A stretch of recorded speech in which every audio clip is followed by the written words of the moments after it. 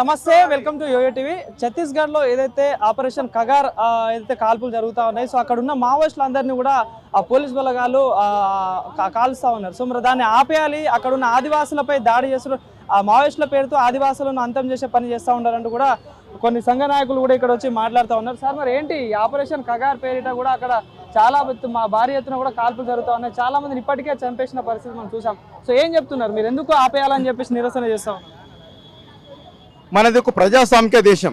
ఈ ప్రజాస్వామిక దేశంలో ప్రజల భాగస్వామ్యం ఉంటుంది, ప్రజల సంక్షేమం ప్రధాన విధిగా ఉంటుంది.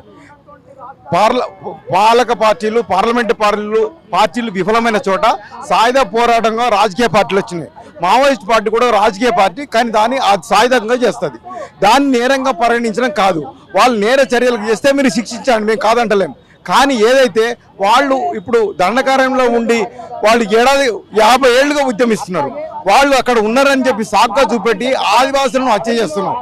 హత్య చేయడానికి ప్రధాన కారణం ఏంటంటే 90లో ఉన్నటువంటి ఆర్థిక సంక్షోభం, నూతన ఆర్థిక విధానాలు మన ప్రపంచంలోనే సామ్రాజ్య సంక్షోభాలకు దారితీసినాయి. అక్కడి నుంచి వాళ్ళకు ముడి సరుకులు, ఖనిజాలు కావాలి. ఆ ఖనిజాలు ఎక్కడున్నాయంటే మధ్య భారతంలో ఉన్నాయి. 28 రకాల వనరులు ఉన్నాయి. ఆ 28 రకాల వనరులు కోట్లాది విలువైనవి ఉన్నాయి.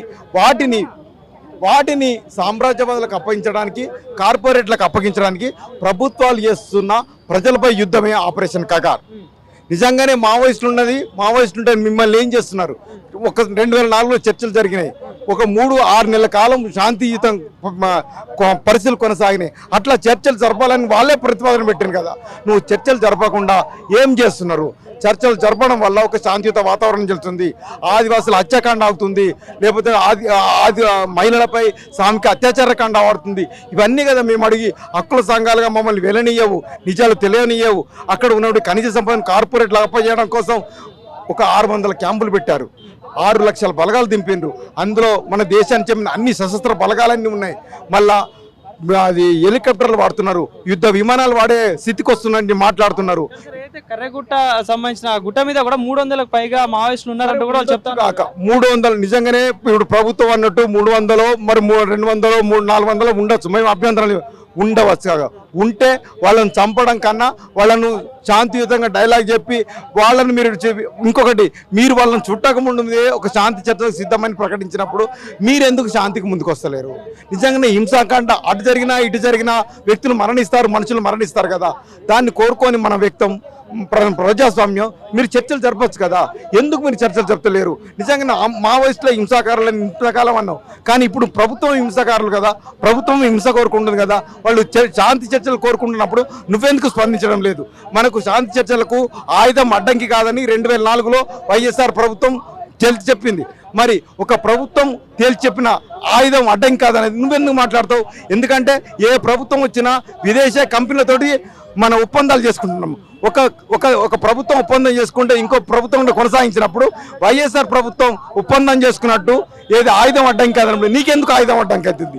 కాబట్టి శాంతి చర్చలు జరపడం ద్వారా ఒక మధ్యవర్తంలో శాంతియుత వాతావరణాన్ని ఏర్పాటు చేసి ప్రజల జీవించే హక్కును కాపాడడం వల్ల అవుతావు. కానీ ప్రభుత్వాలు ఎప్పుడైనా సరే కార్పొరేట్ల పక్షాన ఉండొద్దు, ప్రజల పక్షాన ఉండాలి.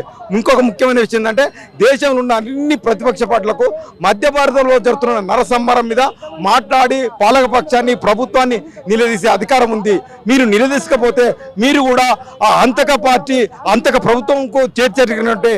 అట్లా కాకుండా ముఖ్యంగా రాహుల్ గాంధీ కాంగ్రెస్ ప్రభుత్వం ముందుకు వచ్చి ఈ ఆదివాసుల అన్నం వ్యతిరేకంగా గొంతెత్తాలని చెప్పి మేము పౌరకుల సంఘంగా డిమాండ్ చేస్తున్నాం, విజ్ఞప్తి కాదు. ఎందుకంటే ఆయన ప్రతిపక్ష నేతగా మాట్లాడుతున్నాడు కాబట్టి ప్రతిపక్ష నేత కూడా దేశంలో జరుగుతున్న హత్యాకాండ మీద ప్రతిస్పందించాడు. ఇప్పుడు కాశ్మీర్లో జరిగిన హత్యాకాండ మీద మాట్లాడుతున్నారు.